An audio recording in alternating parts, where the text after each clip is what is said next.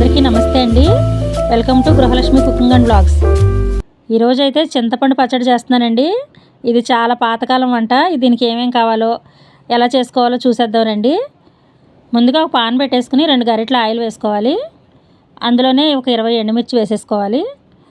ఈ ఎండుమిర్చి కొంచెం వేగాక అందులోనే ఒక స్పూన్ ధనియాలు, ఒక స్పూన్ జీలకర్ర కూడా వేసుకుని బాగా వేగనివ్వాలి.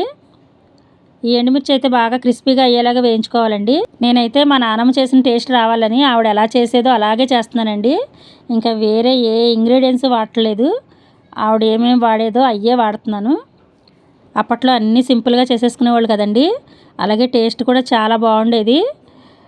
ఈ పప్పులు కానీ, శనగపప్పు కానీ, మినపప్పు కానీ ఏమీ వేసేది కాదండి. ఇలాగ ఎండుమిర్చి వేయించి చక్కగా రోట్లో చేసేసేది. ఇవ్వండి, ఎండుమిర్చి అయితే బాగా వేగిపోయినాయి. ఇప్పుడు ఇవన్నీ ఒక ప్లేట్లో తీసేస్తున్నాను. చింతపండు, వెల్లుల్లిపాయ, ఉప్పు, కల్లుప్పు అన్నీ రెడీగా పెట్టేసుకున్నాను. ఈ చింతపండు పచ్చడి అయితే మాత్రం వేడివేడి అన్నంలో కొంచెం నెయ్యి వేసుకుని తిన్నామంటే ఇంకా కూరలతో తినమండి, ఈ పచ్చడితోనే తినేస్తాం అన్నమంతాను. ఇగోండి, ధనియాలు, ఎండుమిర్చి అన్నీ తీసేసాను. ఇప్పుడు మిగిలిన నూనెలో కొద్దిగా చింతపండు కూడా వేసేసుకుని కొంచెం సేపు వేయించుకోవాలి. 1 నిమిషం పాటు వేయించుకుని తర్వాత అందులో కొంచెం నీళ్లు పోసేసుకోవాలి. ఆ నీళ్లు కొద్దిగా వేడెక్కాక స్టవ్ ఆపేసుకోవాలి. పెద్దగా మరగక్కర్లేదండి, కొంచెం నీళ్లు వేడెక్కితే సరిపోతుంది. నీళ్లు కొద్దిగా మరుగుతున్నాయి. ఇప్పుడు స్టవ్ ఆపేద్దాం. ఇవి అయితే బాగా చల్లారాలి. ఈ చల్లారి పెట్టేసుకున్న తర్వాత రోల్ దగ్గరికి వెళ్ళిపోదాం. ముందుగా రోట్లో ఎండుమిర్చి, ధనియాలు, జీలకర్ర, కల్లుప్పు వేసుకుని బాగా మెత్తగా నూరేసుకోవాలి. గింజ కూడా నలిగిపోయేలాగా బాగా మెత్తగా నూరుకోవాలండి. ఈ చింతపండు పచ్చడి అయితే అట్లలోకి కానీ, ఇడ్లీలోకి కానీ, పునుగుల్లోకి కానీ చాలా బాగుంటుందండి. టిఫిన్స్లోకి అయితే మాత్రం చాలా సూపర్గా ఉంటుంది. అలాగే అన్నంలోకి కూడా చాలా బాగుంటుంది. ఒకసారి అయితే ట్రై చేయండి.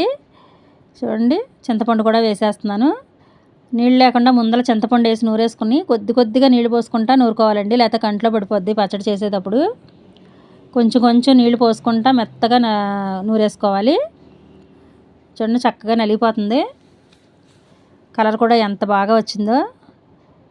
బాగా మెత్తగా నూరుకోవాలండి. ఈ పచ్చడి అయితే మాత్రం మీరు తప్పకుండా ట్రై చేయండి. టేస్ట్ అయితే చాలా బాగుంటుంది. ఈ పచ్చడితో కాంబినేషన్ అయితే ఆమ్లెట్తో సూపర్గా సెట్ అవుతుందండి. చూడండి, బాగా మెత్తగా నలిగిపోయింది పచ్చడి. కొద్దిగా పచ్చడి తీసి పక్కన పెట్టేసుకుని అందులోనే వెల్లుల్లిపాయలు కూడా వేసి కచ్చాపచ్చాగా దంచేసుకోవాలి. చూడండి, వెల్లుల్లిపాయ బాగా మెత్తగా నలగకూడదండి, కొంచెం కచ్చాపచ్చాగా నలిగితే సరిపోతుంది. వెల్లుల్లిపాయ కొంచెం నలిగిన తర్వాత ఒక మీడియం సైజు ఉల్లిపాయ తీసుకుని అందులోనే వేసుకుని పెద్ద ముక్కల కింద దంచేసుకోవాలి. ఉల్లిపాయ అయితే బాగా మెత్తగా నలగకూడదు. మనకి అన్నం తింటున్నప్పుడు అక్కడక్కడ ఈ ఉల్లిపాయ ముక్కలు తగిలితే పచ్చడి చాలా బాగుంటుంది. నువ్వుల నూనెతో కూడా వేసుకుని తినొచ్చండి ఈ పచ్చడి, అలా కూడా బాగుంటుంది. మీరు తప్పకుండా అయితే ట్రై చేయండి. ఇలాంటి మరిన్ని మంచి వీడియోస్ కోసం మా ఛానల్ని సబ్స్క్రైబ్ చేయండి. అలాగే లైక్ చేయండి, షేర్ చేయండి. మీకు మా వంటలు ఎలా అనిపిస్తున్నాయో కామెంట్ చేయండి. Thank you for watching.